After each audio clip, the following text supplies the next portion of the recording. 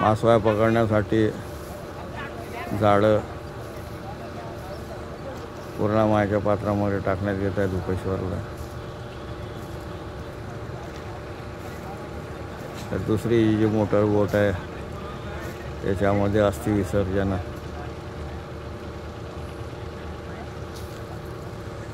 या पूर्णा मायच्या बॅकड्रॉपला सातपुडा दिसत आहे आणि याच पहाडीमध्ये गोरखनाथ हे पहाडामध्ये असलेलं नाथांचं ठिकाण सुद्धा आहे।